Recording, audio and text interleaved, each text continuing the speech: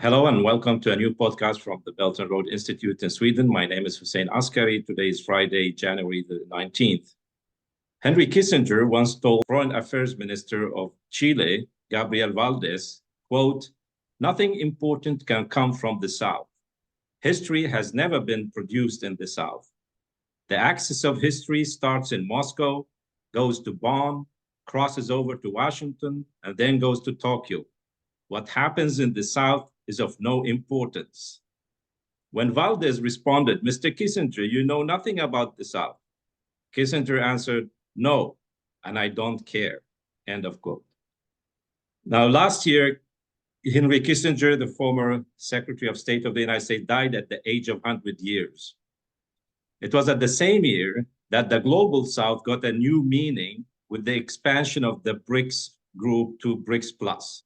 That is the BRICS, Brazil, Russia, India, China, and South Africa, plus Iran, Saudi Arabia, Egypt, Ethiopia, and the United Arab Emirates. Argentina was accepted, but the new president opted out.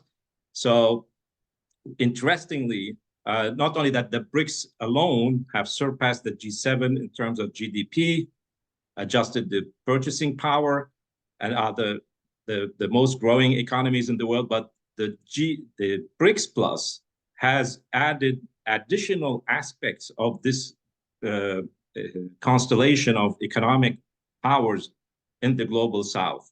Because when you have Saudi Arabia, Iran, and the United Arab Emirates in the BRICS, you will have, together with Russia, the largest exporters of oil and gas and the largest consumers of oil and gas in the world, which is China and India. So together they will form what we cannot call an oil and gas cartel, but these nations will have an energy security and also be able to determine the price of oil and gas, which has been traditionally in the hands of speculators in markets in London and New York and Chicago and elsewhere. Also, this trade might become more and more in the local currencies of these countries, putting a semi-end to the petrodollar, which has dominated since the 1970s. You also have the fact that the Gulf countries, like Saudi Arabia and the Emirates together, they have enormous financial power, because in the sovereign wealth funds of the Gulf Cooperation Council, we have around $4 trillion of reserves that have traditionally been used in financial markets, real estate, and other investments in Europe, Britain, and the United States. Now, some of that money is finding its way into productive investments, both in those countries like Saudi Arabia, becoming an industrial country with investments in infrastructure, but also investments in China and investments in nations along the Belt and Road Initiative. So this combination of new forces. Now, there are 20 other nations waiting in the queue to join the BRICS nations, including Algeria, another oil and gas producer. But also you have an enormous economic power emerging out of that. We can add to that also the question of the Shanghai Cooperation Organization, which most of these nations in Eurasia are members of.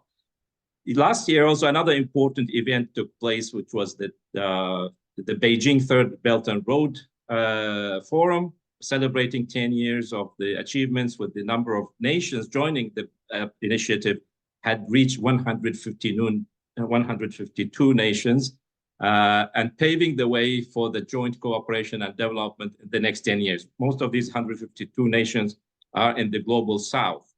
Italy, for example, withdrew from the initiative, but 10, 20 more nations have joined it, but mostly from the Global South. While the United States and Europe are still important trade partners of China, ASEAN, that's the Association of the Southeast Asian Nations, has already overtaken the EU's position as China's main trade partner after the United States. The Arab countries will soon also take over the EU role as a major trade partner of China. Africa is rising gradually, but we don't know when it will start to leapfrog in terms of economic development. So we have major shifts in the global economy nations in the global south rising and developing, while we have in the EU and the United States, North America, a stagnant economic situation. As we discussed in the previous week's podcast with our guest from the United States about the prospects of US-China relations and China's relationship to the EU, we noted one important observation, that is, there is increasing frustration in China about the way the West is dealing with China and other nations in the global South, affecting China. There is an increasing debate now about in China about China reorienting towards the global South, rather than remaining committed to a relationship with the West, which is becoming increasingly problematic. Today, we invited one of the scholars who recently argued exactly that point in an important op-ed in the South China Morning Post under the title, "Look to the South." And I'm happy now to bring on Professor Li Xing from the Aalborg University in Denmark. Thank you very much for joining us and taking part of your precious time to be with us and talk to our audience. Thank you, Hussein. Thank you for your invitation. I'm happy to join with you.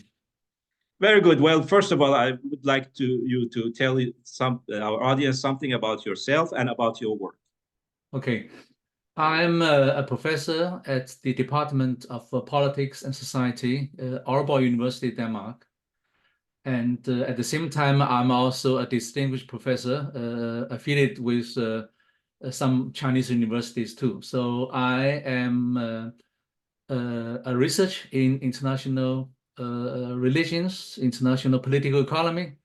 And recently, in the last 10 years, my research work focus on a specific theme, the rise of China and its impact on the existing order, which I have been publishing with other scholars and networks. I have produced about 10 books now, and now I'm going to cooperate with my friends from Latin America in producing number 11. So I'm continuing to work on the theme, the rise of China and impact on global order. Very good. Well, you and I, my colleague in the Belt and Road Institute, Stephen Brown, we have a common cooperation with the Guangdong Institute of International Strategies. So we have been participating in webinars and activities and lectures together with them. So looking forward to more of that kind of cooperation and benefiting also from your deep, and wide insights. I will quote from your article and focus on some of the important things you say in your article, which also have of a certain pedagogical nature for people to understand China. First of all, you say, but that's in the conclusion of your article, you say, quote, "China's reformist foreign policy has predominantly focused on establishing major power relationships with the West. Today, China should reorient its foreign policy towards the global South. Beijing's proposal for a community of a common destiny must aim to bring back the global South as its foreign policy priority. China's continuous rise in global South is the most reliable stepping stone to an alternative world order." End of quote. So what is your motivation of saying this, given the fact that China and the US and the EU have had a very long history of cooperation? You yourself has lived and worked in a EU country, Denmark. So what is the motivation behind this suggestion you made? I came to Denmark in '88. That was before the end of the Cold War. And I witnessed the transition of international order from the Cold War to the post-Cold War. And even though that the West has been a dominant power and rule maker for the existing world order, under which all nations are subject to their hard power and soft power. After the Cold War, we all know the famous end of history thesis, okay, claiming that the American liberal democracy and free market economy is the end of history, marking the only political economic system for the whole world. Okay, and no other alternatives. And this is what has been taken for granted. But surprisingly, China's rise has fundamentally challenged and changed everything that has been taken for granted in the West. So in the past decade, for example, I watched the change of Western attitude towards China from hoping China becoming a West-like capitalism democracy to the spreading of China syndrome. China syndrome is the term which refers to a set of symptoms characterized by psychological anxiety, emotional hysteria, and expressive demonization. So I also observed, living in Europe, a fact that is the West can actually accept China's economic advance. Economic development for the West is not a big problem. And if China is getting rich and become a powerhouse of global manufacturer and a big market, which is good for the West. Okay, the West like it. But the West cannot accept China becoming a high-tech leader, for example, a rule maker and an order shaper. And this is why during the past years, China has been viewed as a revisionist systemic rivalry. And the rivalry between the US and the West and China is getting intensified. So it is under this broad context that I really think that China should begin to think its kind of policy, foreign policy priorities, which has been formulated for China foreign policy practice during the past 10 years. And this foreign policy has always ranked the Western countries as the most important priority, then neighboring country, then developing country. So this is why that I begin to really propose a rethinking of Chinese foreign policy priority to also include Global South as its foreign policy priority. Yeah, there's a history of this before. Also, China's traditional foreign policy. As we speak right now, Minister of State of Foreign Affairs Wang Yi is now flying to South America to visit 2 countries. But before that, he did his traditional Chinese foreign policy New Year tour, because every year the foreign minister of China visits Africa. And this year he visited, of course, started with Egypt and Tunis and 2 other countries. Exactly. To show where China's orientation is still. But this is an old tradition. It goes to the time of Zhou Enlai and so on and so on. But in your article, you go back to what you call 2 theories of the world. Can you explain these? And also, what was the role of Chinese leader Mao Zedong in forming these theories? Yeah, I refer the 2 theories of 3 words. Both are 3-word theories. The first was proposed by Mao during the Cold War at the end of 1960s, early 1970s. Mao and Premier Zhou Enlai invited a few military marshals to sit down and make analysis about the international relations, international situation facing China. And the conclusion of the analysis, which they provided to Mao, and Mao combined those analysis together with his own understanding, he proposed this 3-word theory. It was a geopolitical concept based on his analysis of the world situation during the Cold War, and it was articulated by Mao as part of Chinese foreign policy for the next many years.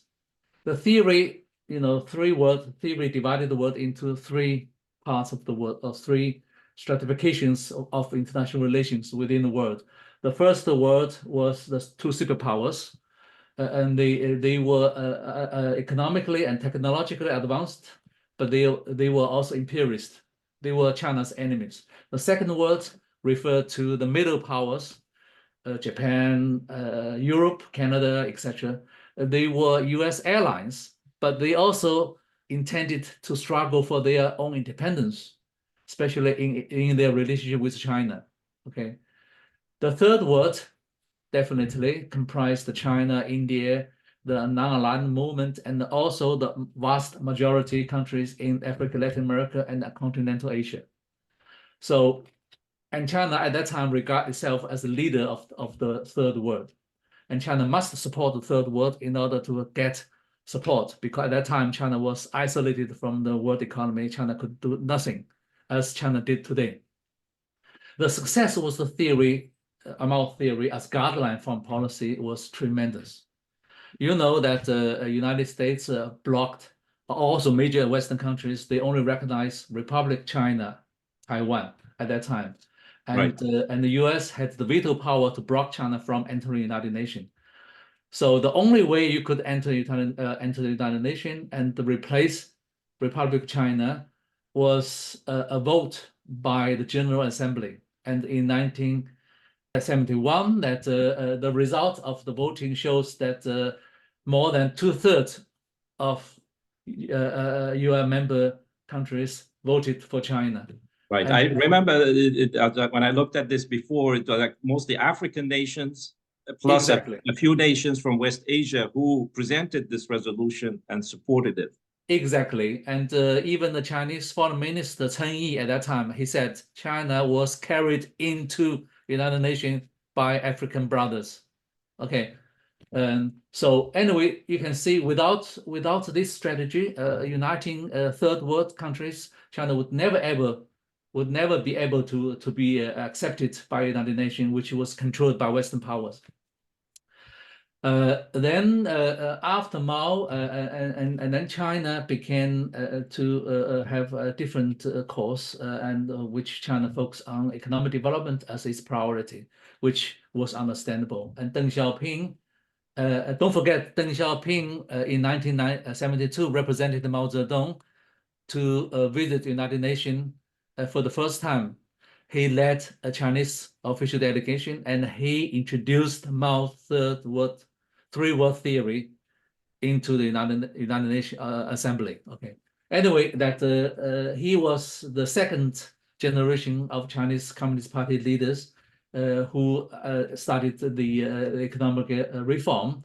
And economic reform means that China was willing to be included into the world economic system, to be integrated into the world economy.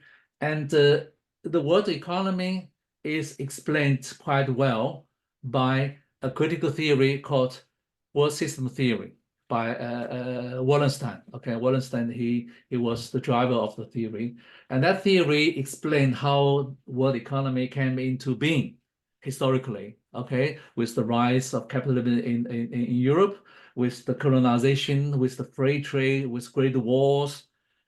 Gradually, world economy became one, okay, which means that every country is part of the world economy, and they are bound with resources, with division of labor, with investment, with trade, etc., etc. Okay, and this world economy has three stratifications: first world, second world, and third world. The first world is the core economies. Here, slightly different from a Mao theory. Core economy means that the United States and the Western allies, they all belong to the first world, first economy. Okay, what the theory called core economies. Then we have the third world, the peripheral countries, and they are the vast majority of developing countries, poor, less developed countries, and their relationship with the core economies are, according to the theory, unequal exchange. Unequal exchange means that the core economies, they export finished products with high value added. Then the import from the peripheral economies, raw material. And the peripheral countries can only import finished product from the core countries, and vice versa, they only can export raw material. So you can see value added is always earned by the core economies. And this is called unequal exchange. Then we have the second world, which is in between. The second world is semi-periphery countries. They both export finished products. They also import raw material. So they are situated in between. So China, the second generation of Chinese leaders, they analyze the world economy, and after they join the world economy, they are armed with a good understanding of how they should develop, how they should move up to take advantage of the global capital, the room for enlargement, the room for maneuver and upward mobility, and gradually they move from the periphery economy into the semi-periphery, and now they begin to occupy a big space of the core economy, which now leads to a lot of conflict between China and the Western countries. Yeah, I think this very important point about, nations exporting raw materials to the West and the West making higher added value products and exporting them back. China not only is taking a huge share of the manufacturing of the finished product, but also is in a way which makes more people geopolitically zero-sum game oriented people in the West more frustrated with China, is that China is encouraging nations in Africa to use their raw materials to start industry, to industrialize Africa. And many nations in Africa and in West Asia now say, look, we are not going to export cheap raw materials. We want to build industries here to add the value here at home and probably sell semi-finished products. Like, for example, Saudi Arabia is investing heavily in petrochemical industries because for each barrel of oil, it can raise the value of that oil 10 times, 20 times by turning it into petrochemical materials for plastics, for paints, for other industrial use. And China is helping a lot. There's a whole industrial city in the Red Sea port of Jizan where China is building enormous petrochemical. That Zimbabwe recently decided that it's not going to, they actually banned export of raw lithium, but then they asked others to come and build battery factories in Zimbabwe. Only the Chinese, to my knowledge, have responded positively to build these factories. So this is shifting this whole structure which you just described, and that's very interesting and also adds to, I mean, people shouldn't be angry with that because if Africa becomes rich, it's very good for Europe because we'll have a much better trade partner to work with rather than having a poor neighbor. Exactly. You say in your article, in addition, that I quote, as the economic reforms of the late 1970s took off, China's foreign policy started to shift from politics in command to economics in command. This transition reflected the government's dedication to economic development and the well-being of the Chinese people, while also elevating the relationship with the US-led West as China's foreign policy priority, end of quote. The question is, what do you mean by politics in command and economics in command? Okay, these two concepts, politics in command and economics in command, can be referred back to your previous question on the three world theories. The Maoist three world theory, its premises, its power was based on politics, which means that at that time, China was totally isolated from the world economy. Mao theory aimed to generate power from promoting Beijing's constructive political relationship with developing the world, with the global South, okay? Because at that time, China was totally isolated. For example, in supporting the liberation movements of Africa, like Algeria and others, to liberate themselves from colonialism. Because China had a very limited economic power at that time. So the only power China can give or can support the global South is to support their political struggles for independence and against Western imperialism and interventionism. Okay, this is what I refer to politics command, and the essence of Mao Three World Theory is based on politics. Economics in command refer to Deng Xiaoping's reformist policy since the late 1970s, facing a different international situation. Don't forget that after Nixon's visit to China, talking with Premier Zhou Enlai and also Mao Zedong, and U.S.-China relation improved because they felt that they had a common enemy, the USSR. So they began to be close, and U.S. also began to be relaxed towards other Western countries begin to having good relation with China. So China's international environment is much more improved. And that gave Deng Xiaoping a chance to implement economic development. So China began to have economic development as the paramount priority of its national objective. So China can actively participate in the world economy in terms of division of labor, in terms of the trade, in terms of investment.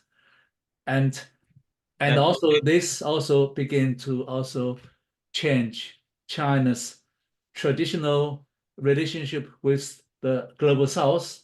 Previously, it was politics and command, and now China can deal with global South in terms of kind of economic development as well, not only political relationship, but also economic development.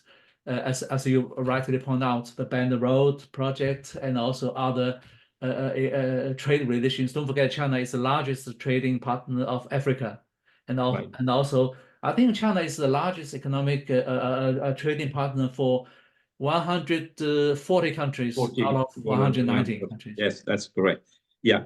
This is, I mean, that included also joining the World Trade Organization, that opening up to the world market. But some people say this was just a pragmatic move. Now, this brings me to the next question: is that some foreign analysts have been saying that China stooped to conquer. That means China has been playing weak for a long time until it became economically powerful, and now when it has become powerful, it is showing its real aggressive nature. How do you react to that suggestion? I think these are allocations, and these are the mindset of Western civilizations. This is my answer, because such a view is ahistorical. China is not only a dominant power today. Okay, actually, China, even the West recognized China was one of the dominant world powers in the past history, comparatively much more powerful in the old history. Okay, but China had never any colonial history. Rather than colonial history, China was the victims of Western colonial expansion. Okay, and don't forget the famous Zheng He, the Marshal Zheng He in the Ming Dynasty led 7 times overseas exploration in the Ming Dynasty. That was the naval expedition, the major. Exactly. They reached as far. They reached as far as Eastern Africa. And the Red Sea, I guess, too. Some of the Chinese historians, they joked. They say that Zheng He didn't bring any colony back to China. He brought nothing. And his last words, according to my reading to the emperor, was that I didn't see anything that was advanced than us. Then the emperor said, okay, we don't need to connect with outside world anymore. Of course, that was wrong, but that shows that those allocations, those kind of mindsets saying that China will be aggressive in the future, I don't agree. And also that the logic that a strong nation is bound to seek hegemony. I don't think this is applicable to China. Even look at today's events like Ukraine wars, Gaza wars, or different conflicts in different parts of the world. Look at China's role. China did not join them. China did not give them more weapons. China did not put oil on fire. And what China has been trying to do is to call for ceasefire, call for sit down and talk, and also China, don't forget China play a very constructive role in mediating the conflict between Saudi and Iran. So China actually, and don't forget China, this is important to know that China offers the largest peacemaking army for United Nations. Okay, There are even peacekeeping forces in Africa and other parts of. Yes, exactly. Even in a South China Sea conflict, we could read news that China vis-a-vis Vietnam, China vis-a-vis Philippines, and you never heard that China actually use military ships to bomb them or to violently conquer the area. It's still kind of zigzag conflict between these countries.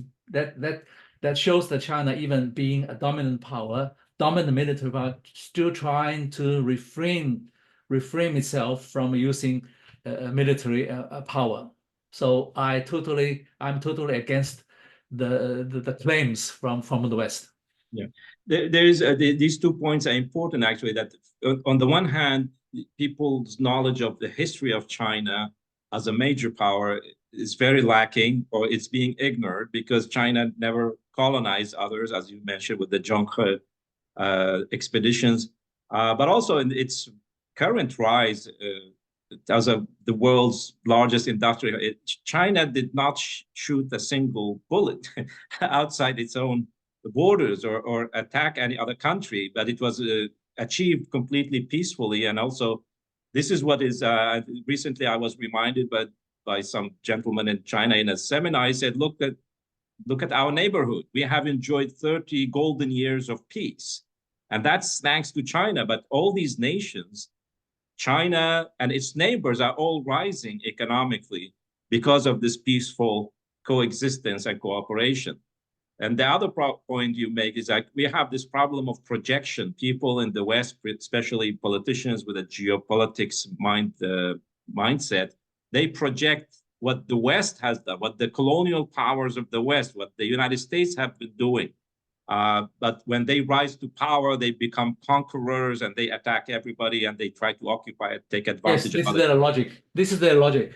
Yeah, that's the projection. But I think we need to have a special actually session and interview on the philosophy of governance of China, which is different than the West. But why should people trust that philosophy? But anyway, I come to another question, because some people might say that what you are suggesting is a bit contradictory to recent statements made by President Xi Jinping, like in San Francisco, for example, and by the Minister of Foreign Affairs of China, Wang Yi, who said in a recent celebration of the 45th anniversary of the establishment of diplomatic relations between China and the United States, he said, quote, "Today, transformation not seen in a century is unfolding across the world.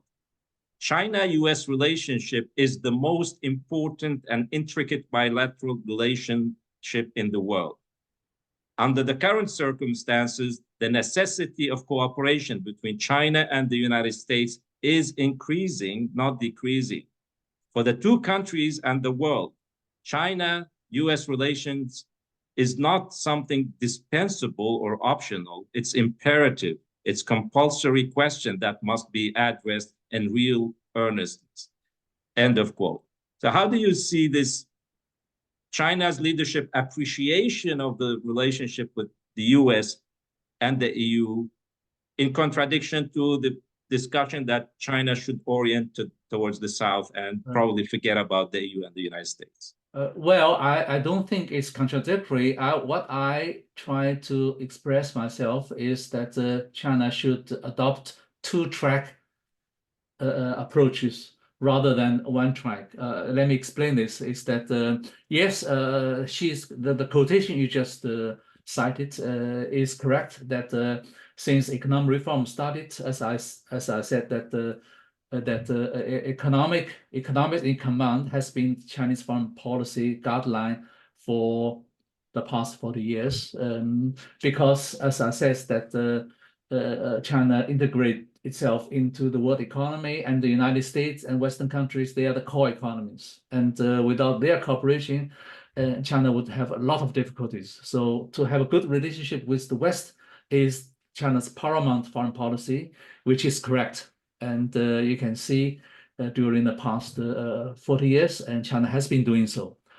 But gradually, with China's power increase, and with China becoming what the West called a revisionist systemic rival, and China's relationship with the West is really facing a lot of difficulties, and some of them are structural difficulties. Don't forget the fact that Xi Jinping went to the United States for a visit, and with Obama, and Xi Jinping raised the idea of major power relations. Okay, a new type of major power relations in which she's trying to explain to the United States that we are all powers and the United States should accept China as equal power. The Pacific Ocean is big enough to contain both countries. Okay, but his suggestion or his idea was rejected by the United States. And since Trump came to power, you can see the violent conflict between the countries. And Xi Jinping also made a lot of global initiatives, the Belt and Road Development Initiative, Security Initiative, Civilization Initiative, and also the Chinese government proposal in the United Nations for a reform in global governance. None of these initiatives, none of these proposals are accepted by the West. They refuse. So you can see that under this kind of situation, China must think otherwise. And China cannot stick to one way forward. China has to find another way. And I really believe that the Global South is the correct approach China should adopt. And I also believe that the Global South is the most reliable stepping stone for China to reach its vision for a justified global order. Well, I think you made all these points you raised in your article much more transparent right now. I think people understand now the point behind this argument in China, but also, I mean, the purpose of our work is to actually build bridges between the EU and China and the West in general with China. But I can understand that the frustration in China about the double standards, which the West is using against China. For example, the question of interference of internal affairs. On the one hand, everybody accepts formally the one China policy, and they repeat saying that, but then they pushing, for example, Taiwan into more and more into the separatist emotions and support that separatist, which everybody in the West understand. This is an existential matter for China. But nonetheless, they keep doing that. And also the fact that you mentioned that the Global South is responding to these initiatives from China with goodwill and intention. And I think the Chinese, they appreciate the idea of friendship and trust. It's not simply pragmatic, because you want to have friendship and relations, which is a very human thing. And on the other hand, you have people say, no, there is no human things here. It's all interests. It has nothing to do with friendship, with the that's wrong. Acceptance of others, about civilizational and dialogue of cultures. And this is a real crisis we have. And we're going to address this actually next week. We're going to invite the chairman of the Belt and Road Institute to discuss this, cultural exchange, but also the amazing similarity in certain philosophical aspects of governance, which existed in Europe in certain aspects, and also with China. If we look deeper, we will find more common factors than differences between China and the West. But we leave it at this, and I really appreciate that you took the time to break down your arguments in the article to us. And if you have any final no, I think that what you have just said is fully correct. And apart from friendship and also historical bond, this is very important. The historical bond, the same experience, even though China was not colonized by the West, but China was suppressed, was semi-colonized by the West. So China understands the aspirations of developing country, of the global South.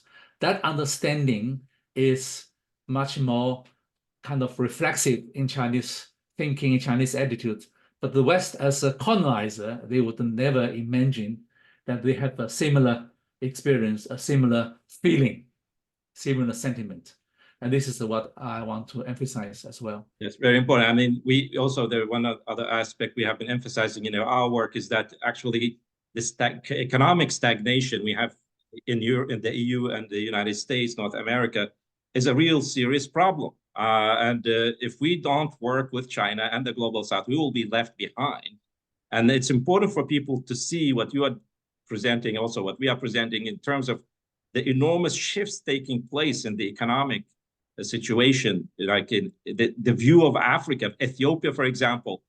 People here have a completely skewed view of what Ethiopia is. Ethiopia is right now is one of the fastest growing economies, and it's surpassing many, many other nations, and it's getting out of this famine label it has had. Ethiopia is developing economically, many other nations in Africa, but this is not, people are not discussing this. And the enormous developments in Southeast Asia with the China-ASEAN cooperation, the regional economic... Exactly. And also I want to add one point, that is that why I'm arguing that China should adopt a two-track approach and taking Global South as its foreign policy priority. If you look at today, who mostly agree with Chinese attitude, Chinese understanding of global affairs? That's the Global South. Cambridge University has recently published a report and showing the pool shows that in the Global South, 1.2 billion population, they have very negative attitude towards China. That is understandable given by the control of media in the hands of Anglo-Saxon countries in the Western medias.